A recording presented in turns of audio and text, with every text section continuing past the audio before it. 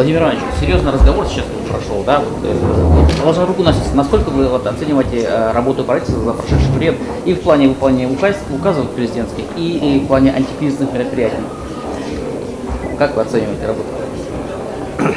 Ну, вот так же, как вы сказали, положа руку на сердце, должен сказать, что правительство республики во главе с Вячеславом Михайловичем работает, на мой взгляд, достаточно эффективно и, самое главное, системно. Вот. Поэтому мы сегодня, подводя итоги, говорили о том, что и в целом работает план антикризисных мероприятий, достаточно системно организовано исполнение всех указов президента. И более подробно мы сегодня говорили о выполнении 600 указов президента в части, касающейся выполнения поручений президента Владимира Владимировича Путина по расселению аварийного жилья.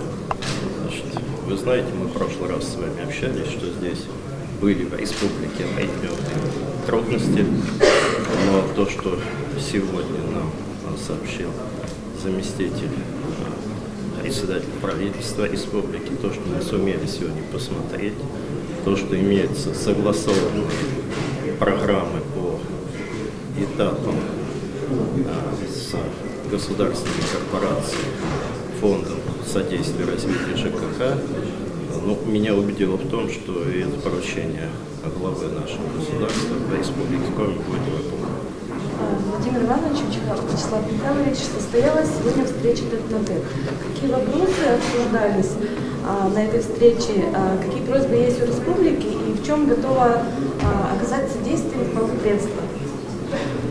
Но если коротко, то мы, у нас есть с Вячеславом Михайловичем понимание по тем вопросам, по которым необходимо оказать содействие. И, в общем-то, все эти вопросы, они будут доведены до руководства соответствующих профильных министерств и ведомств, а также руководства правительства. Каких-то разночтений, разногласий с Вячеславом Михайловичем у нас нет, если коротко.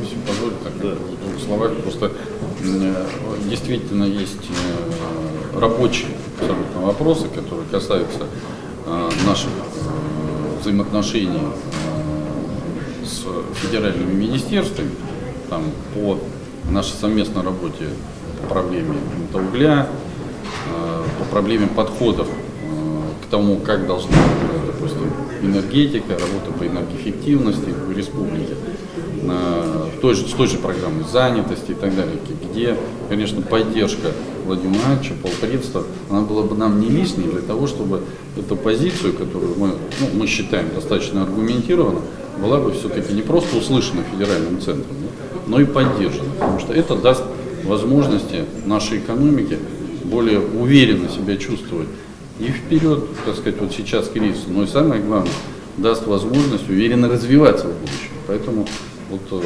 мы и обратились за поддержкой Владимира Ивановича по комплексу таких вопросов, абсолютно рабочих.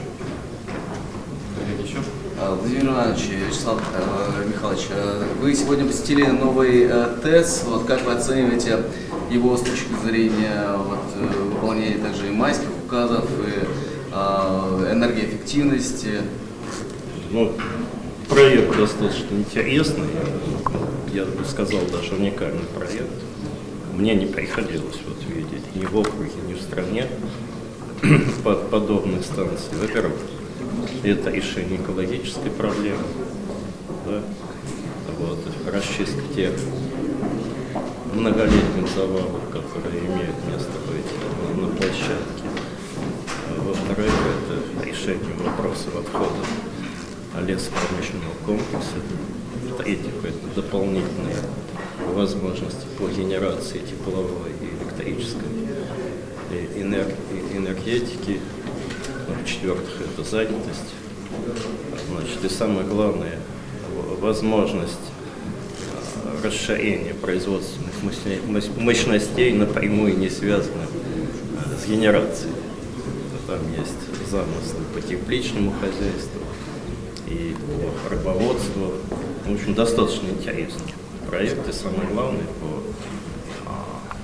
заявлениям собственника, да, собственника.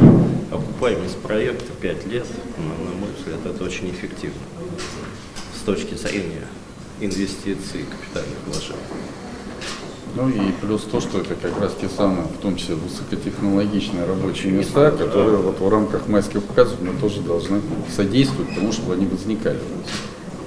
Коллеги, последний вопрос. Вячеслав Михайлович, нужна ли республике программа переселения граждан из аварийного жилья после 2017 года? И вот Владимиру Ивановичу вопрос, рассчитывает ли регионам на пролонгацию вот этой очень востребованной программы? Но решение уже состоялось, программа будет и после 2017 года. Да. Ну, наверное, в новой программе будут учтены те наработки, которые были при реализации ныне действующей программы. Вопросы еще остаются. Мы достаточно также подробно сегодня обсудили и вопросы долговечности возводимого жилья. Кстати, вот по долговечности возводимого жилья в республике особых проблем нет. Но у нас есть проблемы. У нас есть проблемы, потому что, конечно же, быстро возводимое жилье, может быть, себя и оправдывает в каких-то южных регионах страны. Но с учетом наших климатических условий, на мой взгляд, оно малопригодно здесь у нас. И с точки зрения действующей формулы 1 в 1, вы знаете, да, по метражу, а это влечет за собой, что у нас каждый проект становится индивидуальным проектом. Мы достаточно подробно обсуждали этот вопрос на совещаниях в полпредстве с приглашением всех высших должностных лиц, руководства государственной корпорации. Ну и, в общем-то, как мне показалось, подвижки какие-то в этом плане будут. Мы выступаем за то, чтобы у нас были некие универсальные проекты, которые заранее можно просчитать, в том числе и по себестоимости, при их строительстве, вот, естественно, с некими поправочными коэффициентами, исходя из природных и климатических условий. От себя могу добавить, что, конечно, в республике есть потребность эту программу продолжать и после 2017 года.